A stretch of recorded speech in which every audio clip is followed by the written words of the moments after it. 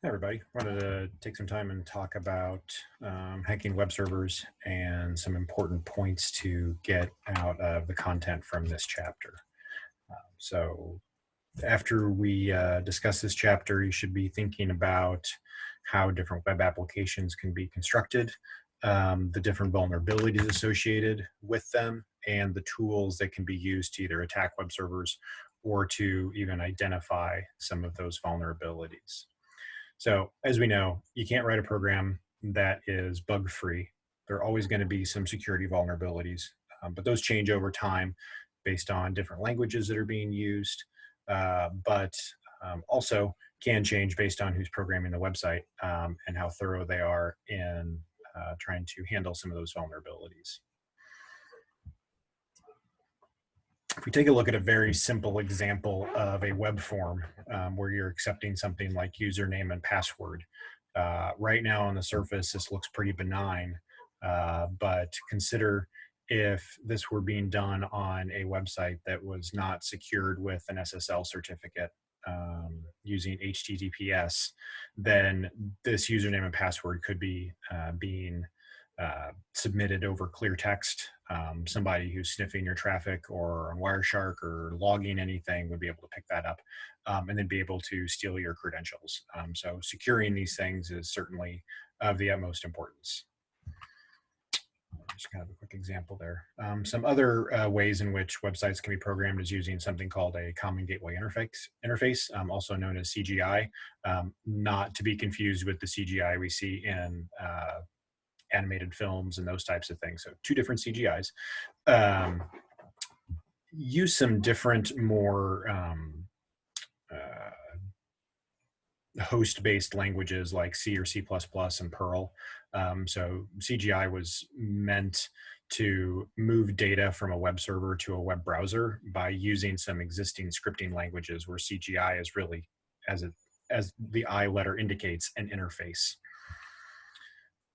So these things can happen in Perl as well, or some other different languages as well. One of the pieces that's becoming ever more popular are using frameworks from third parties and libraries. We're seeing more and more programs being written with more plug and play, putting the puzzle pieces together. Good example of this might be, a date picker for a particular website.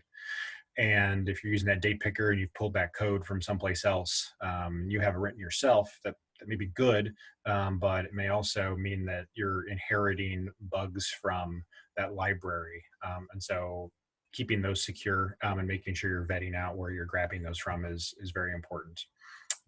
Other languages that are being used are ASP or ASPX, active server pages, which is mostly Microsoft centric.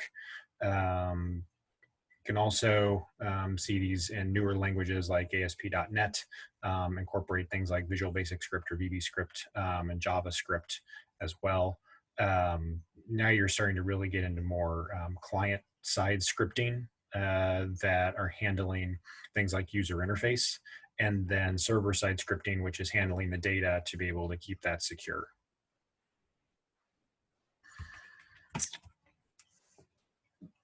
Each website typically runs on what's called a web server. So this is an additional software package that gets installed in your operating system for the server platform that you have. Apache can run on Windows. It can also most commonly runs on Linux. Microsoft has their own web server called Internet Information Services, or IIS, that you can also enable on the server platform. That then you essentially web enable directories, and those are how those are served up. But then also the interfaces so that the specific web programming languages that you're using can run and execute properly. Advantages of Apache is it's free. PHP is another language that is commonly used. It's completely open source and can be used to generate web applications as well. You'll see VB script. These are all very similar and typically have what are called wrappers, or that script language is embedded inside of HTML. So the HTML is clearly all the client side stuff. A lot of the things that you see inside of script tags are things that take place as server-side scripts. Unless you see things like HTML embedded inside of them, then those are getting executed. JavaScript's another popular one. You need these scripting languages to be able to do things like control structure, such as branching, if-else statements, looping, exception logic, those types of things. You can't do that with HTML and CSS because those are all really, as their acronyms indicate, markup languages, right? So they're meant for formatting the data for the web page, not for doing any type of business logic that you might need.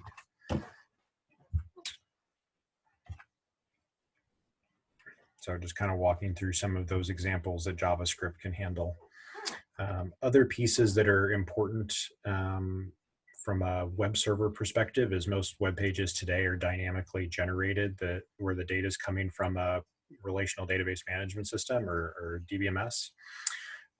This is so we can have the data be dynamic. It can be dependent upon who's logged in. You don't have to update your web pages constantly. It can pull from your main database. These can be connected to by a variety of means. Often they're using something called ODBC, or Open Database Connectivity. These are generic drivers that interface with whatever your database product is, whether it's Oracle or Microsoft or IBM or MySQL, whatever they are, but then handle the common functions such as select and create table, insert, update, delete. All of those things come with the ODBC drivers to be able to handle those connections. Other ones that are also used are things like OLEDB, object linking and embedding, a little bit more faster and more efficient and stable. ODBC does have some bugs and some problems that come with it. OLEDB uses what's called a connection string and is typically stored on a server-side file that includes the username and password. So then that file gets encrypted, and then it is referenced in your other web pages to go connect to the database and then pull the data that's being requested. Typically, a system or database admin will set up a specific user account with a specific user and password that only provides access to the specific tables or database objects that the web user needs. That way you can limit the scope in terms of what's being accessed, and whether they just need query access or whether they need insert, update, and delete access as well. This is kind of what the provider connection string looks like in the second column, depending on what you're trying to connect to. And then after that string would be where you would specify the username and password. So there's several vulnerabilities in web applications, since we have so many websites that are out there today. Things that can happen here, we can certainly deface the website. We could destroy the application. We could actually gain control of other user accounts, swapping user sessions. We could actually go in and do SQL injection and modify database contents. We might also be able to use it to gain root access to the file folder structure on that operating system and destroy or corrupt files as well. One site that is a nonprofit organization is called OWASP, or OWASP, or the Open Web Application Security Project. They keep track of the top 10 web application security risks. These are updated on a regular basis, so the ones that are in the text don't match OWASP.org's site right now. So you'll see some of the updated ones that are showing up now more commonly. One of them that continues to be the biggest issue is injection, or SQL injection.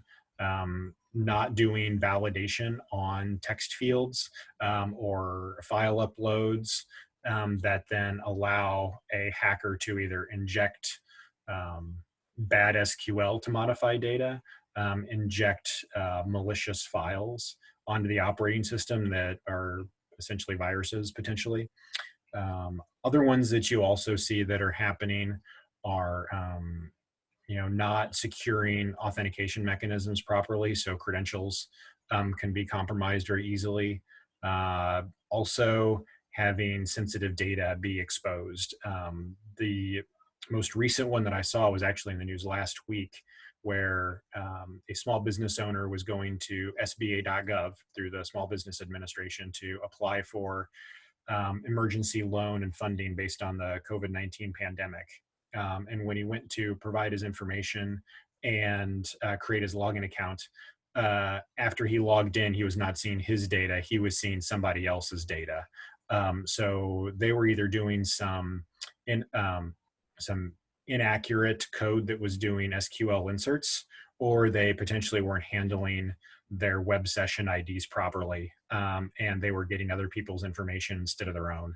So it's quite a big deal, especially if sensitive data.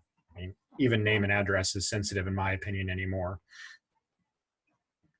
Um, Also, a lot of this resides in the web app developers' hands in terms of maybe misconfiguring the web programming, in terms of misconfiguration, or allowing for what's called cross-site scripting to take place, where you might have data on your site that is linking to other third parties using application programming interfaces or APIs, that are then passing back and forth. Maybe it's only HTTP data that is not secured properly. So these are good things to keep in touch with, especially if you go into either a web developer role or you end up being an administrator of a web server. So it's important that those two people, or those two teams, speak with each other on a regular basis to make sure that their applications are as secure as possible. Another piece that I'll show you with some common vulnerabilities is if we look at just a query string in general. So if you're doing some form level HTTP submission, even when you're using things like URL parameters, like the page, and then passing parameters like name equals ferret, that may then go pull up the details for, let's say, a ferret, right? If you're buying it from a pet store. So the question mark name is the variable, and then ferret, it's going to go pull that. If I wanted to type and replace this with cat, it's highly likely that I would then get details for a cat.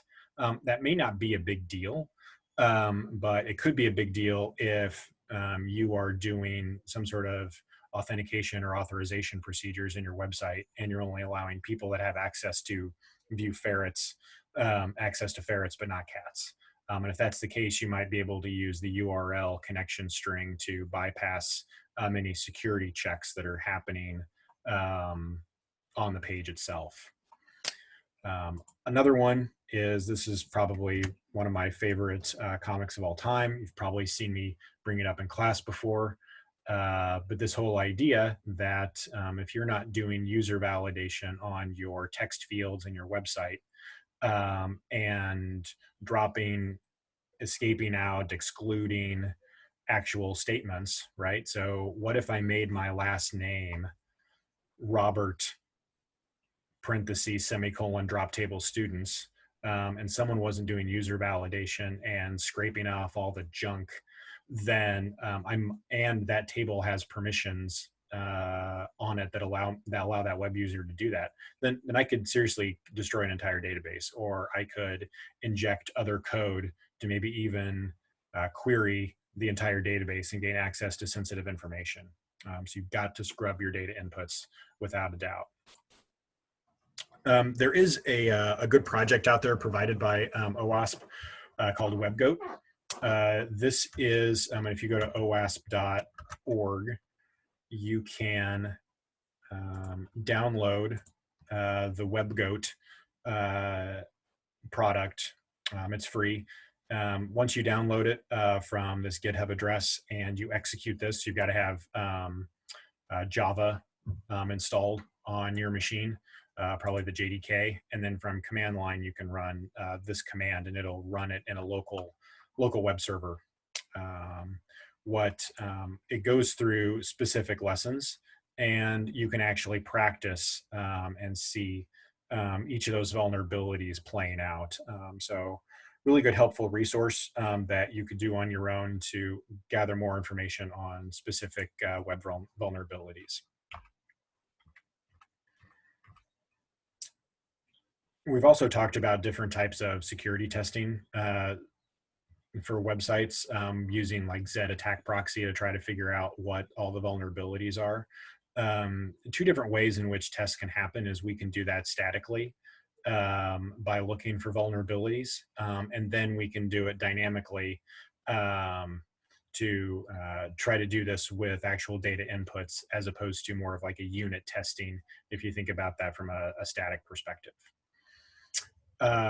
So if you're testing a website and looking for vulnerabilities and trying to secure it, some common questions you need to ask, does it have a database? Are there authentication requirements for login information? Are we talking about static, web pages like millikenpc.com, or are we talking about dynamic pages like Facebook? What languages are being used, so you can understand the vulnerabilities for each of those languages and what version of the languages are being used. And then what other devices between the web browser and the application are being used to try to stop attacks from occurring, right? Are we using firewalls? Are we using intrusion detection systems? What software applications are on the web server to stop would-be attackers? And then also understanding the data flow, not just from the web server perspective, but what other data is interfacing with that web server or the other connected systems. So other ways to be able to secure and configure your web servers. You do need to do kind of a footprinting exercise like I talked about in the information gathering and architecture mapping. So you should see where all the tentacles of the web server touch. That really helps you understand what your attack surface might be for a bad actor. And then understanding what the vulnerabilities are there, and if that leads to specific vulnerabilities on that web application, you need to lock down. You also need to be able to test the web sessions, like I had mentioned. The example I gave for SBA.gov, that should have been caught in testing very, very easily early on. But I'm sure it was a rush job with everything that's been going on right now. So making sure you're using SSL and the highest version of encryption you can acquire. Do you have good password policies in place for your web accounts? And is that password being stored in an encrypted fashion, not in clear text in the database server, with things like one-way hashes? So the only way to get it back out is by actually running it through that one-way hash to get it back out when someone's actually authenticating, not just from someone querying the database. So again, making sure that your authorization is appropriate for your web users, but also the database user that's getting access to that data. Also, this is something you got to be careful of with even your developers. In a really good lockdown environment, your developers don't even have access to the live data. They've got a test system with scrubbed data or at least obfuscated data where everything's garbled, so that even your developers don't have access to the actual live data, which might include names, birth dates, social security numbers, addresses, phone numbers, etc. So we talked about input validation already. So that's a piece that needs tested as well. So example here, I could pass in an injection such as this and say or1 equals 1, and then now I have access to every single row in the table. So you should definitely be scrubbing out SQL keywords and those types of pieces. Checking for errors, we've definitely talked about this, and also looking for weak encryption. So making sure your site is using an up-to-date version of SSL or TLS as opposed to an older version that might easily be hacked. Testing the business logic as well. So think about this as unit testing.